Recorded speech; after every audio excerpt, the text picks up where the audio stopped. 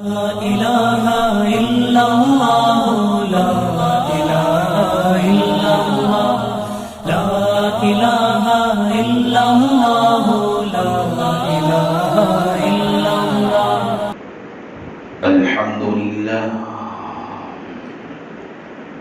الحمد لله نحمده ونستعينه ونستغفره ونؤمن به ونتوكل عليه ونعوذ بالله من شرور أنفسنا ومن سيئات أعمالنا. من يهده الله فلا مضل له ومن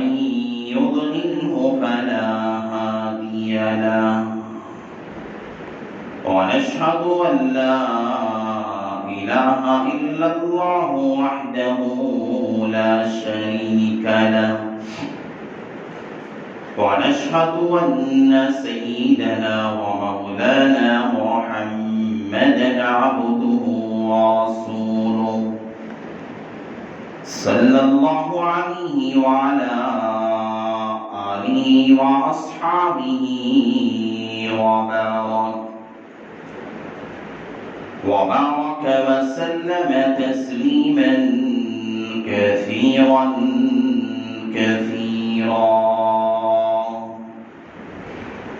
أما بعد فأعوذ بالله من الشيطان الرجيم. بسم الله الرحمن الرحيم. ومن آياته أن خلق لكم من أنفسكم أزواجا لتسكنوا إليها وجعل بينكم مودة ورحمة إن في ذلك لآيات لقوم يتفكرون. وقال النبي صلى الله عليه وسلم تنكح المرء لأربعة أربع لمالها ولحسبها ولدينها ولجمالها فاظفر يدا بذات الدين تربت يدا. وقال النبي صلى الله عليه وسلم تزوج العبد من نصف فقد استكمل نصف الدين أو كما قال النبي عليه الصلاة والسلام. رب اشرح لي صدري ويسر لي أمري واحلل عقدة من لساني يفقهوا قولي. اللهم صل على سيدنا مولانا محمد في أول كلامنا. اللهم صل على سيدنا مولانا محمد في أوسط كلامنا. اللهم صل على سيدنا مولانا محمد في آخر كلامنا.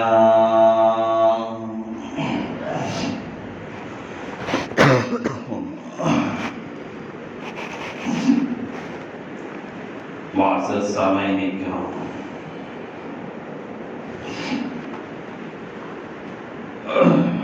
قابل غیور مسلمان بھائیوں،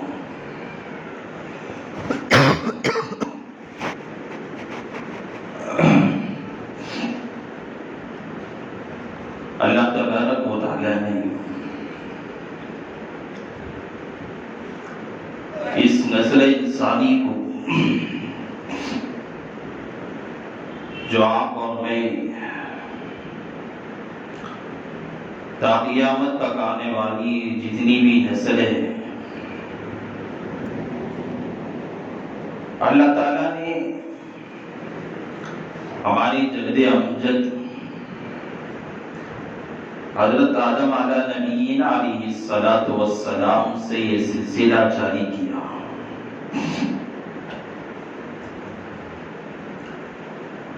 دنیا کو اللہ نے جس مقصد کے لیے پیدا کیا ہے، اس مقصد کے لیے اللہ نے دنیا کے اندر حضرت آدم علیہ نبینا علیہ الصلاۃ والسلام کو جنت سے نکال کر کسی مصلحت اور کسی بہانے کے ذریعے دنیا کے اندر اللہ تعالیٰ نے بھیجا حضرت آدم اور حضرت حوا علیہ الصلاۃ والسلام۔ دیکھیے، اللہ نے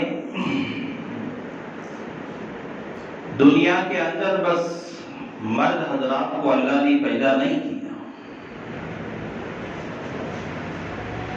مقصد کائنات اور مقصد دنیا، یعنی جس مقصد کے لیے اللہ نے اس آسمان اور زمین کو اللہ نے بنایا ہے، پیدا کیا ہے، اللہ نے سمندروں کو بچھایا ہے، اللہ نے بہت ساری مخلوقات کو 18,000 مخلوقات کو اللہ نے پیدا فرمایا۔ اللہ دنیا کے اندر جو بھیجا، سب سے پہلے انسان کو، وہاں پر اللہ نے حضرت آدم علیہ نبینا علیہ الصلاۃ والسلام جو جنت سے نکال کر دنیا میں اللہ نے بھیجا تھا، تو اللہ نے دنیا میں بس اکیلے اور فرد واحد ایک آدمی، بس مرد کی جنس کو اللہ نے دنیا میں نہیں بھیجا۔ یہ کائنات کا مقصد، یہ دنیا ہے، سورہ زمین کا مقصد اگر بس مرد واحد اور فرد واحد، بس کسی مرد کے ذریعے سے اگر یہ کائنات کا مقصد پورا ہو سکتا تھا، اللہ نے جس مقصد کے لیے پوری کائنات کو اللہ نے پیدا کیا ہے، اگر یہ مقصد بس حضرت آدم اور حضرت آدم کی نسل جو دنیا کے اندر پیدا ہونے والے مرد حضرات دنیا میں آنے والے ہیں، اگر ان مرد حضرات کی وجہ سے دنیا کا مقصد تکمیل تک پہنچ سکتا ہوتا، اگر دنیا کا مقصد پورا ہو سکتا ہوتا، دنیا کا مقصد اگر مکمل ہونا ہوتا، دنیا کے اندر اللہ جنت سے بس حضرت آدم کو اتارتا، جنت سے حضرت حوا عورت ذات کو اور عورت کی نسل کو اللہ دنیا میں نہ اتارتا۔ اللہ نے جنت سے حضرت آدم علیہ نبینا علیہ الصلاۃ والسلام کے ساتھ اللہ تعالیٰ نے عورت، اور جسے صنف ناسوک کہا جاتا ہے، جسے اللہ تعالیٰ نے مرد کی ٹیڑھی پسلی سے اللہ نے پیدا فرمایا ہے، اللہ نے حضرت آدم کے ساتھ حضرت حوا کو بھی جنت سے دنیا کے اندر بھیجا۔ اور یہ اللہ سمجھانا چاہتا ہے، دنیا میں یہ دونوں جنسیں، عورت اور مرد کی جنس، یہ دونوں ایک ساتھ مل کر دنیا کی بقا، دنیا کی حیات اور دنیا کا جو مقصد، اس کائنات کے نظام کا جو مقصد ہے، یہ اسی وقت پورا ہو سکتا ہے اگر بس مرد کے ذریعے سے، اگر مرد احباب کے ذریعے سے، جوانوں کے ذریعے سے اگر یہ دنیا کا نظام پورا ہو سکتا ہوتا، اللہ بس دنیا کے اندر اللہ حضرت آدم کو بھیجتا، حضرت حوا کو نہ بھیجتا۔ الغرض دنیا میں حضرت آدم علیہ السلام آئے۔ اس دنیا کے اندر اللہ نے جس طرح مادہ اور ایک فطرت اور ایک عادت، اللہ نے جس طرح حضرت حوا کے اندر رکھی ہے، عورت ذات کے اندر جو دنیا کی سب سے پہلی عورت کہلاتی، اور جو فطرت اور جو عادت اللہ نے مرد کے اندر رکھی ہے، جو سب سے پہلے انسان حضرت آدم علیہ السلام کہلاتی ہے۔ حضرت آدم کے اندر جو انسانوں میں سب سے پہلے مرد کہلاتے، ان کے اندر جو فطرت ہے، جو فطری عادات انسان کے اندر اللہ نے داخل کی ہیں، وہ ساری فطرتیں انسان قیامت آ جائے گی، قیامت کی صبح تک جتنے انسان پیدا ہوتے رہیں گے، جتنی عورتیں پیدا ہوتی رہیں گی، جتنے مرد پیدا ہوتے رہیں گے، دنیا میں جتنی بھی نسل انسانوں کی آتی رہے گی، اللہ تعالیٰ نے جو مادہ، جو فطرت اللہ نے آدم اور حوا کے اندر رکھا ہے، وہ فطرتیں ہر انسان کے اندر رہے گی، وہ مادہ ہر عورت کے اندر رہے گا، وہ فطرت ہر مرد کے اندر رہے گی، وہ مادہ ہر عورت کے اندر رہے گا۔ اللہ نے انسانوں کے اندر ان فطرات کو اللہ نے تقسیم نہیں کیا، اللہ نے رد و بدل نہیں کیا۔ انسان کی جو فطرت اللہ نے آدم کے اندر رکھی ہے، تمام انسانوں کے اندر وہی اللہ نے فطرت رکھی ہے۔ جو فطرت اللہ نے عورت ذات کے اندر حضرت حوا میں اندر رکھی ہے، وہی فطرت دنیا کی کائنات کی پوری عورتوں میں اللہ نے رکھی ہے۔ اور انسان دنیا میں رہتا ہے، میں نے کہا مرد صرف مرد واحد کے ذریعے سے یہ دنیا کا نظام چل نہیں سکتا، یہ دنیا کا نظام چل نہیں سکتا، بغیر عورت کے، بغیر عورت ذات کے دنیا کا نظام نہیں چل سکتا۔ اور اس کے برخلاف بس عورت کے ذریعے سے اس کائنات کا نظام بھی نہیں چل سکتا۔ یہ دونوں چیزیں، مرد کا ہونا، عورت کا ہونا، یہ لازم اور ملزوم ہے۔ عورت کے لیے مرد کا ہونا اور مرد کے لیے عورت کا ہونا، یہ دونوں چیزیں لازم اور ملزوم ہیں۔ اسی وقت یہ دنیا کا نظام چلے گا جب ہی کہا جائے گا اللہ نے یہ زمین بنائی ہے، یہ آسمان بنایا ہے، یہ چاند سورج، یہ ستارے، سیارے بنائے ہیں، جس مقصد کے لیے بنایا گیا ہے، وہ مقصد تکمیل تک، کامیابی تک اسی وقت پہنچے گا جب یہ دونوں چیزیں، مرد اور عورت، ایک جگہ جب جمع ہوں گے، جب ایک جگہ رہیں گے اور جب ایک جگہ زندگی چلے گی، جب زندگی گزاریں گے، جب نسل بڑھے گی، جب دنیا کے اندر انسان آتے جائیں گے، جس طرح اللہ نے حضرت آدم اور حوا کے ذریعے سے اللہ تعالیٰ نے انسانوں کی نسل کو اللہ نے پھیلایا ہے، یہ دنیا کا نظام چلتا رہا ہے، اسی طرح چلتا رہے گا۔ یہ دنیا کا نظام چل رہا ہے مرد اور عورت ان دونوں کی نسل کی وجہ سے۔ تو میں کہنا کیا چاہتا ہوں، دنیا کا نظام جب مرد اور عورت ان دونوں کی وجہ سے دنیا کا نظام چل رہا ہے، تو اس کا مطلب یہ ہے مرد اور عورت کا، ان دونوں کا ایک ساتھ محبتوں سے رہنا، الفتوں سے رہنا، پیار اور محبتوں کے ساتھ رہنا، آپس میں اچھے تعلقات کے ساتھ رہنا، یہ بھی لازم اور ضروری ہے۔ اللہ تعالیٰ نے نسل انسانی کو ان دونوں مرد و عورت کے اندر اللہ نے بقا رکھا ہے، یہ باقی رکھا ہے، یہ دنیا کا نظام، اس کائنات کا نظام چلتا ہی رہے گا۔ اور اسی کے ذریعے سے ایک مرد ایک عورت کو جو ملایا جاتا ہے، ایک محبت کے بندھن میں جو باندھا جاتا ہے، ایک الفتوں کے بندھن میں جو باندھا جاتا ہے، شریعت جسے نکاح کا نام کہتی ہے، جو انبیاء کی بھی سنت ہے، تمام انبیاء علیہ السلام نے، خصوصاً بالخصوص اللہ کے نبی علیہ السلام نے اس سنت کو کر کے دکھایا، عمل کر کے بتایا۔ سارے پیغمبروں کے، سارے انبیاء کے، سارے رسولوں کے یہ سنت کہلاتی ہے، اور ہر نبی نے اپنے زمانے میں یہ عمل کر کے بتایا۔ میں اسی وجہ سے کہنا کیا چاہتا ہوں، دنیا میں بس مرد کی وجہ سے نظام چلنا ہوتا،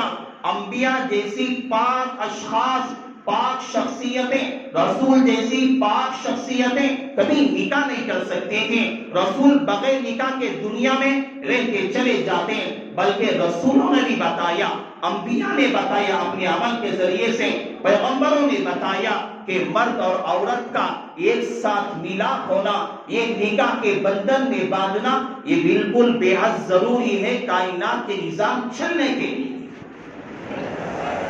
دنیا میں مختلف شریعتیں، بعض شریعتوں میں عورتوں کو، مردوں کو آزادی ہے، جس سے چاہے نکاح کرے، جس سے چاہے نکاح نہ کرے، بغیر نکاح کے اپنی خواہشات کو مکمل کرے، اپنی ضرورتوں کو مکمل کرے۔ غلو ہے، جس طرح کے ہمارے بھی اسی ملک کے اندر بہت سارے شہروں کے اندر، بہار وغیرہ کے اندر، وہاں کے ایم پی نے حکم بھی دے دیا کہ عورت کے اندر آزادانہ فطرت ہے، وہ جس سے چاہے نکاح کر سکتی ہے، جس کے ساتھ رہ سکتی ہے، جس کے ساتھ گھوم سکتی ہے۔ انہوں نے آرڈر دے دیا، یہ حکم لگا دیا، حالانکہ شریعت اسے بھی منع کرتی ہے، روکتی ہے۔ بعض لوگوں نے کہا یہ مرد اور عورت کا ملاپ یہ غلط ہے، یہ گناہ ہے، اسے پسند نہیں کیا۔ بہت سارے لوگوں نے رہبانیت اختیار کر لیا، ایک جگہ بیٹھے عبادتوں میں اپنی زندگی کو بسر کر دیا، ختم کر کے رکھ دیا۔ شریعت نے کہا رہبانیت ولا رہبانیت منہا، اسلام کے اندر، شریعت کے اندر رہبانیت کوئی چیز نہیں ہے۔ ایک جگہ بیٹھ کے تسبیح لے کر گن لیا، سبحان اللہ کہتا رہا، یہ کوئی چیز شریعت میں نہیں ہے۔ اللہ کے نبی علیہ السلام نے کہا ولا رہبانیت، رہبانیت کوئی چیز نہیں ہے۔ اللہ کے نبی علیہ السلام نے شریعت پہ چل کے بتایا، عمل کر کے بتایا۔ نہ شریعت کے اندر حدود سے آگے بڑھنا کہلایا ہے کہ غلو کرتے جائیں، کہ آزادانہ زندگی گزارنے کا حکم لگا دیا جائے، نہ شریعت کے اندر قید کر دینے کا حکم لگایا گیا کہ بغیر نکاح کے اپنے بچوں کو بٹھا دیا جائے، اپنی بچیوں کو بٹھا دیا جائے۔ شریعت نے ان دونوں چیزوں سے الگ ہٹ کر حکم لگا دیا گیا، کہا کہ یا معشر الشباب من استطاع منکم الباء فلیتزوج۔ اللہ کے نبی علیہ السلام نے کہا جب جوانی کے دہلیز پہ پہنچو، جب تمہارے پاس طاقت ہے، قدرت ہے، تمہارے پاس کمائی کی اور پالنے کی طاقت ہے، تم سب سے پہلا کام ہے نکاح کر لیا۔ اس لیے کہ اللہ نے مرد اور عورت کو من آیاتہ ان خلق لکم، اللہ تعالیٰ کا اپنے کلام میں فرماتا ہے میں نے جو عورتوں کو میں نے پیدا کیا ہے، من آیاتہ ان خلق لکم، میری نشانیوں میں سے ایک نشانی یہ ہے کہ میں نے عورتوں کو من انفسکم، تمہارے ہی نفسوں سے میں نے پیدا کیا ہے، ازواجا لتسکنوا الیہا، میں نے اس وجہ سے پیدا کیا کہ تم اس کے ذریعے سے سکون حاصل کرتے ہو، دن کے اندر الگ سکون حاصل کرتے ہو، رات میں تمہارا الگ سکون حاصل کرتے ہو، تاکہ تمہارے اندر میں نے مودت و رحمہ، اور میں نے میاں بیوی کے درمیان میں، ایک لڑکا اور ایک لڑکے کے درمیان نکاح ہونے کے بعد میں نے پیار اور محبت کو رکھا ہے، مودت و رحمہ، اللہ کہتے ہیں میں نے محبتوں کو رکھا ہے، میں نے شفقتوں کو رکھا ہے، میں نے محبتوں کو ان دونوں کے درمیان بھر دیا ہے۔ اور اللہ تعالیٰ کہتے ہیں وَمِنْ آیَاتِهِ، اور یہ میں نے میری نشانیاں ہیں ان لوگوں کے لیے جو اس کے اندر غور و فکر کیا کرتے ہیں۔ دیکھیے اللہ نے یہ دونوں کی وجہ سے یہ کائنات کا نظام اللہ نے رکھا ہے۔ جب دونوں جب نکاح ہوتا ہے، نکاح کے ذریعے سے دونوں خاندانوں کے اندر محبتیں پیدا ہوتی ہیں، رشتہ داریاں بڑھتی ہیں، محبتیں دور تک پہنچ جاتی ہیں، خاندان بہت دور تک پہنچ جاتا ہے، آپس میں جو ہے تعلقات مضبوط ہو جاتے ہیں، خاندان مضبوط ہو جاتے ہیں، ایک دوسرے کا درد زیادہ بڑھنے لگتا ہے، ایک دوسرے کی فکریں زیادہ بڑھنے لگتی ہیں، ایک دوسرے کا خاندان آپس میں زیادہ محبتیں کرنے والا بنتا ہے، تعلقات رکھنے والا بنتا ہے۔ اس کے ذریعے سے بہت ساری محبتیں، بہت ساری الفتیں شادی کے بعد، نکاح کے بعد، اور ایک لڑکا اور ایک لڑکے کو ایک محبت کے بندھن میں، نکاح کے بندھن میں باندھنے کے بعد بہت ساری محبتیں پیدا ہوتی ہیں، لیکن اس کے اندر، دنیا کے اندر اس محبت کو دنیا والوں نے ایسی نفرتوں کے اندر تقسیم کر کے رکھ دیا ہے، ایسی نفرتوں میں تقسیم کر دیا ہے۔ دنیا کے اندر یہ آوازیں، یہ صدائیں، یہ عدل کے خلاف، یہ انصاف کے خلاف یہ صدائیں لگا جا رہی ہیں۔ آج بچیاں چیخ چیخ کر اپنی دل کی صدائیں لگا رہی ہیں۔ کہاں گئی وہ شریعت، کہاں گیا وہ دین، کہاں گیا وہ قرآن، کہاں گیا وہ مذہب ہمارا جسے اللہ کے نبی علیہ السلام نے اس زمانے کے اندر، زمانے جاہلیت کے زمانے میں، اس زمانے کے اندر ابو جہل کا زمانہ تھا، عتبہ کا زمانہ تھا، شیبہ کا زمانہ تھا، ابو طالب کا زمانہ تھا، اس زمانے جہالت کے اندر، تاریکی کے دور کے اندر، فساد کے دور کے اندر، زناکاری کے دور کے اندر، فحاشی کے دور کے اندر، چوری اور ڈکیتی کے دور کے اندر، اللہ کے نبی علیہ السلام کے جس زمانے میں بچی کی پیدائش کے بعد ماں باپ اس کا گلا دبا دیتے ہیں، اسے زندہ درگور کر دیا کرتے ہیں، بچی کی پیدائش کے بعد اسے قتل کر دیا کرتے ہیں، زہر پلا کے مار دیا کرتے ہیں، میرے آقا کی آمد دنیا میں ہوئی، اللہ کے نبی علیہ السلام کے بعثت کے بعد اللہ کے نبی علیہ السلام نے کھڑے ہو کے ڈنکے کی چوٹ پہ اعلان کیا، یہ مذہب یہ نہیں سکھاتا، بچوں کو اس کا حق دلوایا، بچیوں کو اس کا حق دلوایا، زندہ درگور ہونے سے بچایا گیا۔ دنیا کے اندر اسلام کی آمد کے بعد، اللہ کے نبی کے آمد کے بعد ساری بچیوں کو مرنے سے بچایا گیا، زہر پلا کے مارنے سے بچایا گیا، گلا دبا کے مارنے سے بچایا گیا۔ لیکن آج دنیا کے اندر اس زمانے کے جاہل، اس زمانے کے فاسق جو ابو جہل کے زمانے کے اندر بددین رہا کرتا تھا، ابو جہل کے زمانے کے اندر جو ایک فاسق قسم کا انسان رہا کرتا تھا، ابو جہل کے زمانے کے اندر جس طرح یہ بد قسم سے مزاج کا انسان رہا کرتا تھا، آج دنیا کے اندر ایسا مزاج پیدا ہو گیا ہے۔ میرے بھائی، جس بچی کو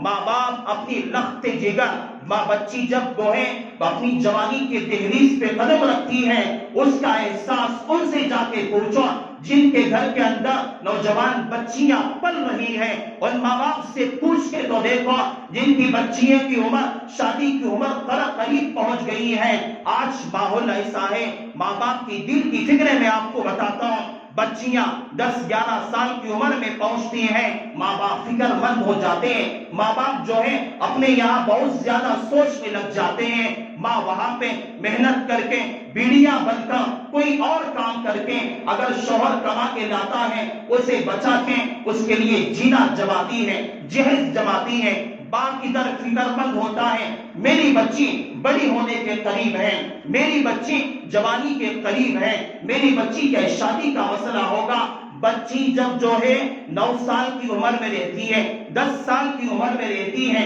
11-12 سال کی عمر میں رہتی ہے، لیکن ماں باپ کے ایک سینے پر ایک بڑی چٹان سی پڑی ہوئی ہوتی ہے، ماں باپ فکر مند ہو جاتے ہیں، میری لخت جگر کا کام میں کیسے کروں گا، میری لخت جگر کو میں دوسرے کے گھر کیسے سپرد کروں گا، کیا کیا اسے دینا ہوگا۔ کپڑے جمائے جاتے ہیں، جہیز جمایا جاتا ہے، اس کے لیے جینا جمایا جاتا ہے، اس کے لیے بہت ساری چیزیں جو شادی کے موقع پر ضرورت پڑتی ہے، ساری چیزوں کو جمایا جاتا ہے۔ ماں باپ جو ہے 10-11 سال کی عمر سے ہی فکر مند ہو جاتے ہیں۔ ان ساری فکروں کے ساتھ ایک طرف باپ کی فکر، ایک طرف ماں کی فکر ہے، اس لخت جگر کے شادی کے لیے تیاریاں ہوتی ہیں، تیاریاں کی جاتی ہیں، لیکن جب شادی کا موقع آتا ہے باپ فکر مند ہوتا ہے، کون سا لڑکا میری بچی کی نکاح میں آئے گا، کون سا لڑکا میری بچی کی شادی میں آئے گا، لے جا کے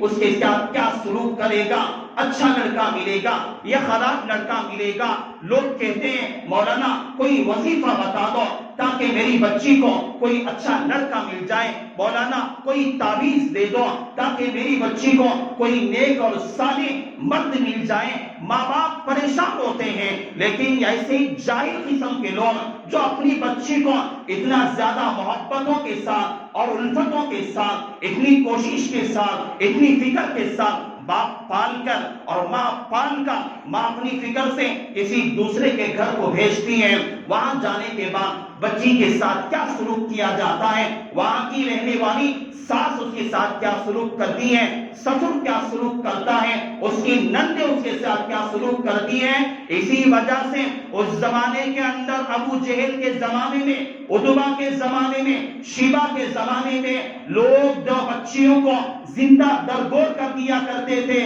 لیکن آج اس زمانے کے جاہلوں کی وجہ سے، فساق اور فجار کی وجہ سے آج بچیاں جا کر اپنا خاتمہ کر رہی ہے، اپنا گلا دبا لے رہی ہے، کسی دریا میں کود رہی ہے، کسی جگہ پہ پھانسی کا پھندا ڈال کر لٹک رہی ہے، کسی جگہ پہ زہر پی کر اپنے آپ کو ختم کر دے رہی ہے۔ اس زمانے کے اندر باپ اپنی بچیوں کو خود مار دیا کرتا تھا، لیکن آج کے جاہلوں کی وجہ سے بچیاں اپنے آپ کو خود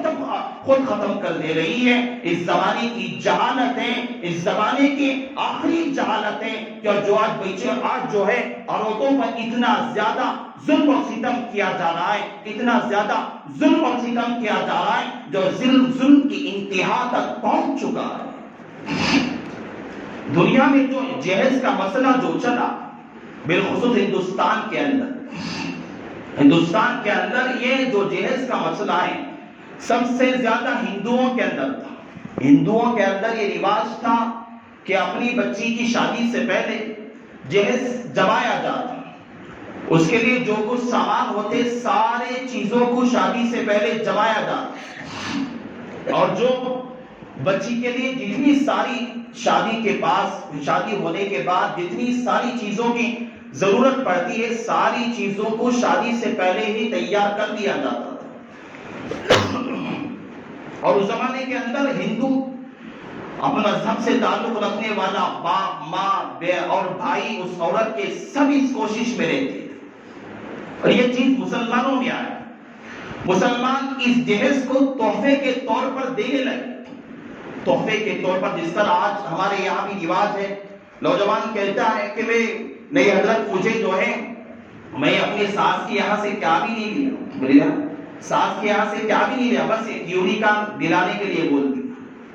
ایک گاڑی دلوانے کے لیے میں نے بول دیا۔ ارے یونیکارن کی کتنی قیمت ہے،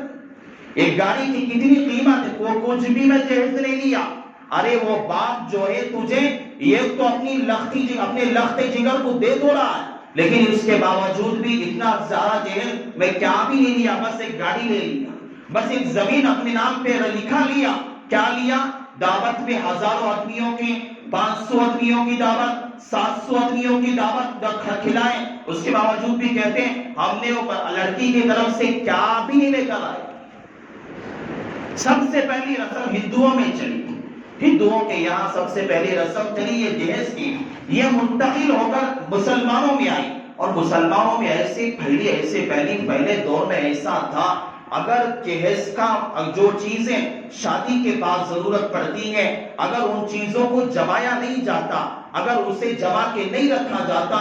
ایسی یہ رسم چلی ہندوؤں کے اندر، جو ہے بچیاں بغیر نکاح کے رہ جاتی تھیں، اپنے آپ کو قتل کر لیا کرتی تھیں۔ ہندوستان میں ایک دور ایسا بھی چلا ہے جب جہیز ماں باپ جمع نہیں کر سکتے تھے، پیسہ نہیں ہوتا تھا، رقم نہیں ہوتی تھی، بچیاں اپنی عمر زیادہ گزرنے کی وجہ سے اور لوگوں کے تانے سننے کی وجہ سے بہت ساری لڑکیوں نے ہندوستان کی تاریخ میں لکھا ہے، بہت ساری بچیوں نے اپنے آپ کو قتل کر لیا ہے، اپنے گلے دبا لیے ہیں۔ اور زمانے کے اندر جب یہ رسم مسلمانوں کے اندر آ گئی اور مسلمانوں میں بھی یہ دیکھا جاتا تھا، آج بھی جس طرح کے دیکھا جاتا ہے، لوگ تانے دیتے ہیں، ماں باپ اگر جہیز نہیں جماتے، جوڑے کو پیسے نہیں جماتے، اگر جوڑے کو دینے کے لیے کوئی پراپرٹی نہیں جماتے، لوگ بچیوں کو تانے دیتے ہیں، لوگ بچیوں کے بارے میں کہتے ہیں۔ تو اس زمانے کے اندر ایسا دور بھی آیا، بہت ساری بچیوں نے خودکشی کر لیے تھے۔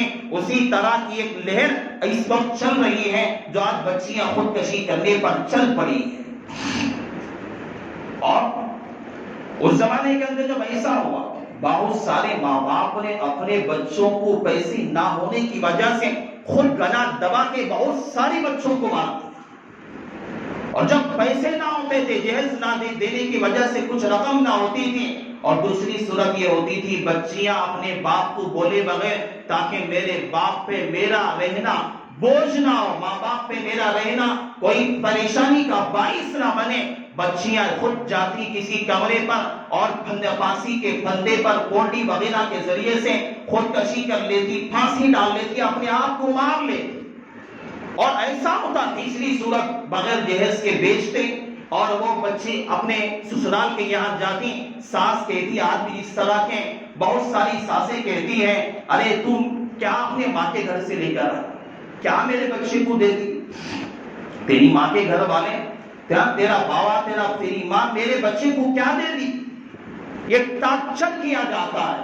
کیا میرے بچے کے لیے کیا کوئی گاڑی دے دی ہے، کوئی پیسے دے دیے؟ ہم نے تجھے بغیر پیسوں کے، بغیر جہیز کے اور بغیر کسی قیمت کے، بغیر کسی جوڑے اور جہیز کے ہم نے تجھے لے کر آئے، ہم جیسے بولیں گے تجھے سننا پڑے گا۔ لوگ ٹارچر کرتے ہیں، اسی طرح اس زمانے میں بھی بچیوں پہ ٹارچر کیا جاتا تھا، ستایا جاتا تھا۔ تیسری صورت یہ ہوتی تھی کہ بچیاں اپنے سسرال کے گھر رہتے ہوئے کسی جگہ ندی وغیرہ میں کود کر مر جاتی تھیں یا اپنے سسرال کے یہاں ہی مر جاتی تھیں۔ یہ واقعہ بول کر وقت ہو گیا ہے، میں اپنی بات ختم کر دیتا ہوں۔ حضرت مولانا حافظ مبشر صاحب لاہوری نے اپنی کتاب کے اندر، بڑی مفصل کتاب ہے، اس کے اندر ایک واقعہ لکھا ہے۔ حضرت لکھتے ہیں کہ انجینئر تھا، ریٹائرڈ آدمی تھا، اس نے اپنی بچی کا نکاح کیا اپنے بھانجے سے۔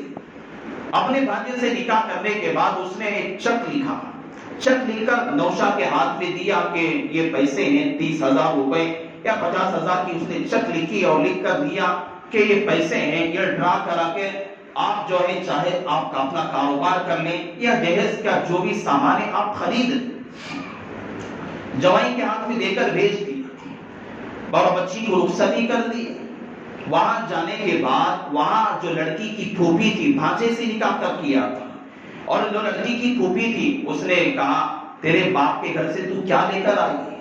تیرے باپ کے گھر سے کیا جوڑے کو لائی، کیا جہیز کو لائی ہے؟ تیرے باپ نے یہ چک دیا ہے، لے تیرے رہنے کے لیے کوئی سامان نہیں ہے، اسی چک پہ کھانا بھی کھا لے، اسی چک پہ سو لے بھی، اسی چک پہ بیٹھ بھی جا۔ اس کے منہ پہ چک کو پھینک دی، اسے ستانے لگے، پریشان کرنے لگے۔ سگی پھوپھی تھی، بھانجے سے نکاح کیا تھا اس کے باپ نے، پریشان کرنے لگے۔ وہ لڑکی بار بار معافی مانگنے لگی، رونے لگی اور کہنے لگی میں اپنے ابو سے کہوں گی کہ جتنا بھی جوڑا جہیز ہے وہ لا کر میرا باپ، میرے ابو لا کر دیں گے، مجھے معاف کر دو، میرے باپ کو معاف کر دو۔ بار بار اپنی ساس سے معافی مانگنے لگے، لیکن اسی زمانے کے جہالت والی اور جاہل عورت وہ بھی تھی، جس طرح کے آج بھی بہت سارے گھروں کے اندر ساس اور سسر جو ہے اس طرح کی جہالت کا سلوک کیا کرتے ہیں، اس طرح کی وہ بھی عورت تھی۔ اس نے نہیں مانا، اسے ستانے لگے، پریشان کرنے لگے۔ جب زیادہ پریشان کرنے لگے وہ عورت نکل کر اپنے باپ کے گھر آئی، اور باپ جو ہے خوشی کے مارے، جس طرح باپ اپنی بیٹی کے نکاح کے بعد خوش ہو جاتا ہے، میرا زندگی میری جو ہے میری بچی کی شادی تک تھی، چاہے اللہ مجھے زندہ رکھے یا زندہ نہ رکھے، جس طرح ایک باپ کا دل بولا کرتا ہے، اسی طرح اس بوڑھے باپ کے دل نے وہی کہا آج اب میری بیٹی کا نکاح ہو گیا۔ اللہ کے لیے 2 رکعت شکریہ نماز پڑھنے لگے، اللہ سے دعا کرنے لگے، یا اللہ تیرا شکر ہے تو نے میرے بچی کا نکاح کر دیا۔ یہ نماز پڑھ کے اٹھے، بچی گھر کے اندر روتے ہوئے داخل ہوئی اور باپ سے کہنے لگے بابا جان اس طرح میری ساس نے، میری پھوپھی نے اتنا مجھے پریشان کیا ہے۔ جو ہی ان الفاظ کو باپ نے سنا اس کے دل پہ دورہ پڑا، اٹیک ہوا اور فوراً ہسپتال پہنچنے تک اس کا انتقال ہو گیا۔ جب یہ بات بیٹی کو لگی، بیٹی بھی گئی اسی جو ہے باڈی وغیرہ میں کود کر مر گئی، یہ بس جہیز نہ دینے کی وجہ سے۔ ایک اور بات حضرت مولانا مبشر صاحب لاہوری نے لکھتے ہیں، ایک عورت تھی، ایک جو ہے مینٹل ہاسپٹل میں گئی جہاں دیوانوں کو رکھا جاتا ہے، ایک عورت وہاں گئی، ایک عورت بیٹھ کر اپنی انگلیوں کے ذریعے سے زمین کو کھود رہی تھی۔ اس عورت سے جا کے بیٹھ کر ایک عورت نے، وہاں کی رہنے والی ڈاکٹر تھی یا کوئی اور تھی، اس نے اس مینٹل ہاسپٹل کے اندر اس زمین کو کھودنے والی عورت سے جا کر پوچھا بہن تو کیا کر رہی ہے، کیا زمین میں کھود رہی ہے، چل کھانے کا وقت ہو گیا ہے، کھانا کھا لے۔ یہ دماغی حالت سے کمزور تھی، تو اس عورت نے، اس دیوانی اور دماغی اعتبار سے کمزور عورت نے فوراً اس سے کہا کیا میری بارات آ چکی ہے، کیا میری بارات آ چکی ہے، کیا مجھے لینے کے لیے میرا شوہر آ چکا ہے، کیا مجھے لینے کے لیے میرے سسر کے گھر والے آ چکے ہیں؟ یہ بات سننے کے بعد وہاں کی ڈاکٹر نے یا وہاں کی جو بھی خدمت کرنے والی تھی اس نے اس کے بارے میں تحقیق کی تو معلوم ہوا کہ یہ عورت جو پاگل ہوئی ہے، इस वजह से पागल हुई। इसकी शादी बहुत अच्छे धूमधाम से हुई और बारात लेकर उसके शौहर के घर पे गए। वहां शौहर के बाप ने और उसकी जो है माँ ने थोड़ी बात पर, थोड़ा दहेज के कम देने पर लड़ाई करके वापस जो है वहां से बारात को भेज दिया, लड़की को वापस भेज दिया। ये भेजना उसके दिमाग पे ऐसा असर किया कि वो लड़की दीवानी हो गई। दीवानी के दिमाग से जो है पागल हो गई। उसे लाके पागल खाने के अंदर रख दिया गया। वो हमेशा यही बात कहती रहती थी, क्या मेरी बारात आ गई है, क्या मेरा शौहर मुझे लेने के लिए आ गया है। तो यही बात वो हमेशा पागल खाने में बोलती फिरती थी। यह हालत हमारी है,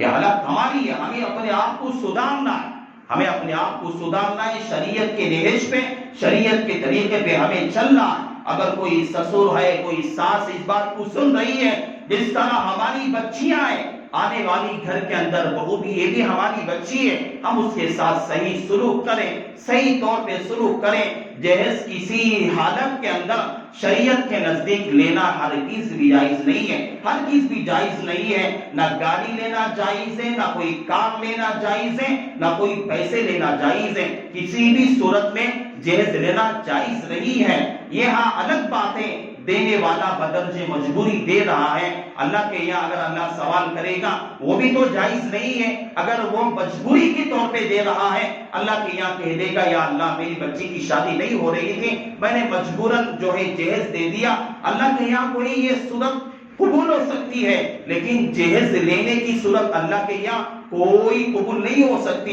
इसलिए तौबा करें इससे। और जो अगर अपने बहू को सताने वाले हैं, परेशान करने वाले हैं, टार्चर करने वाले हैं, मैं उन ऐसे लोगों से आजिज़ाना दरखास्त करता हूं, अपनी बच्ची समझकर जिंदगी गुजारा करें, वरना अपने आपकी बच्चियों पर भी ये हालात आ सकते हैं। दुनिया का निजाम है, जैसा करोगे वैसा ही भरोगे। इसलिए तौबा करें। अल्लाह से मैं दुआ करता हूं, अल्लाह ताला ने जो बातें अल्लाह ने मुझसे कहलवाई हैं, अल्लाह ताला सबसे पहले मुझे अमल की तौफीक अता फरमाए, अल्लाह ताला आपको भी अमल की तौफीक नसीब फरमाए। बस इन्हीं कलिमात पर अपनी बात का इख्तिताम करता हूं। आमीन व आखिरु दावाना अनिल हम्दुलिल्लाहि रब्बिल आमीन।